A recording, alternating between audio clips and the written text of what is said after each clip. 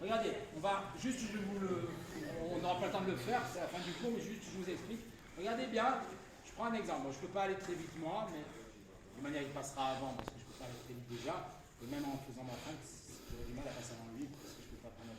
Mais regardez bien, ce que je veux dire, tu vas me contrer un yaku doucement, et moi je vais démarrer ma yaku comme tout le monde ferait. C'est-à-dire que je peux prendre n'importe qui. Est-ce qu'il y en a un qui veut me montrer son maïté yaku en attaque? Est-ce qu'il y a un compétiteur ici ou quoi que ce soit?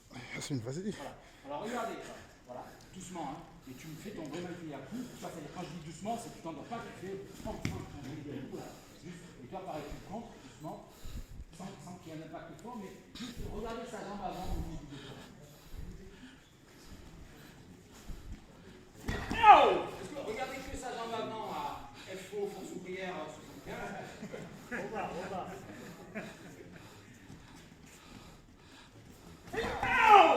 alors regardez, on va arrêter. Alors regardez, c'est pas compliqué. Lui, mais je vais prendre n'importe qui parmi vous, tout le monde, là, je vous le dis, parce que ce que je vous dis là, voilà, regardez, tout le monde, vous faites ça, et c'est normal, parce qu'on l'a tous appris comme ça, et tout le monde fait ça.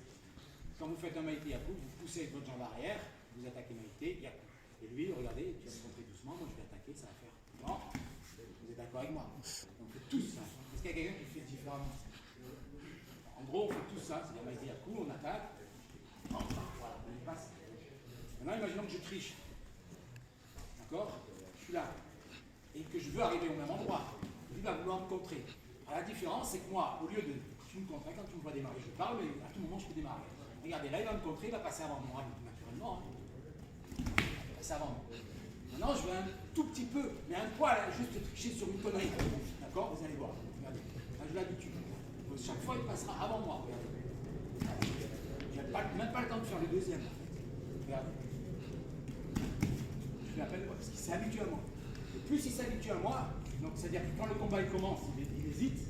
Mais pourquoi le problème, c'est que des fois le mec d'un coup il s'envole dans le score, parce qu'il s'est habitué à moi.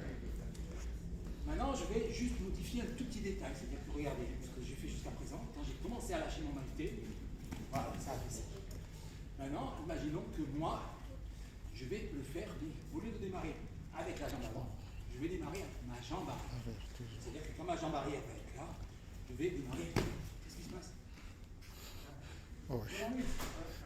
J'ai comme l'impression que vous démarrez le maïté, mais vous êtes encore sur place. Ben, c'est-à-dire qu'en fait, sur le 1-2, si je pousse, ça va donner ça, je vais le faire doucement. 1, voilà, lui il a déjà le mal. Maintenant, si moi, quand je suis là, lui, il est prêt à me contrer, sauf que moi je suis là, je descends avant lui. Même là, quand je vais doucement, je passe encore avant lui. Alors que, il me voit là. Je ne peux pas aller plus doucement que ce que je fais là. Il a déjà plus de mal à me contrer. Regardez, je vais parler et je ne vais pas le feinter. Tu vas me contrer. Regardez comme ça va être naturel pour lui. Ah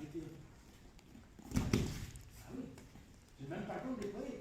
Et là, je ne vais pas aller plus vite. Alors, il va encore passer avant parce que je vais très doucement. Mais je ne vais pas aller plus vite. Mais par contre, je rajoute juste une petite triche. Moi, je vais avant mes limites. Et pourtant, je ne vais pas plus vite là. Et j'arrive à la même distance. Pourquoi? Parce que la distance, au lieu de la gagner sur 1, et me jeter sur lui et pas avoir le temps des fois de déclencher le 2, ben c'est l'inverse. C'est-à-dire ma distance, je la gagne sur le 2. C'est-à-dire que mon 1, il est plus difficile, c'est le 2. D'accord? Et c'est là après qu'on peut vraiment gagner ça. Alors pour peu que derrière vous fassiez une feinte et vous calez votre jambe arrière, voilà, il aura beaucoup plus de mal à m'arrêter. Par contre, si je fais une feinte et que derrière je pousse, elle va me contrer tout de suite. Si par contre je fais une feinte et que tout de suite je cale ma jambe, là, il a de grandes chances d'être mort. Parce que quand ma jambe elle est calée, moi, quand ma jambe elle est calée ici, que je tombe sur lui. Alors que sur l'autre, je ne tombe pas sur lui. On dirait que je me jette, lui, il a juste à tirer. Il a juste à tirer. Alors que là, il ne tire pas. C'est moi qui me cale sur lui. Vous avez vu la différence entre la jambe et la jambe? Si vous déjà vous pensez à ça, et que vous arrivez à le faire, vous allez voir déjà dans votre club le nombre de yaku que vous mettez à vos potes qui, une semaine avant, vous contrez. Donc, alors, moi, je termine le cours là-dessus en disant, on n'a pas vu grand-chose. Si vous appliquez déjà ce qu'on a vu, combattez avec un gars de votre club avec qui chaque fois, une fois c'est lui, une fois c'est vous, quoi, c'était Eric. Et voyez combien de fois vous allez le buter sur ce qu'on a vu aujourd'hui, en disant, c'est pas possible. Le collègue n'est pas venu au stage, vous êtes venu au stage, vous vous revoyez une semaine après, vous lui mettez un carton de yaku au visage, de yaku shudan, un maïté qui passait Alors qu'il n'a pas vu, alors que jusqu'à présent, chaque fois que vous démarrez, vous rentrez. Alors que là, hop, juste avec un petit jeu de jambe arrière, vous avez juste attendre votre bras, vous êtes dedans. Et voilà. Juste amusez-vous sur ça, vous verrez. Vous verrez toute la différence entre un cours avant un cours et un cours après. D'accord? Bon, pour moi, c'est terminé après l'intervention de... Bravo.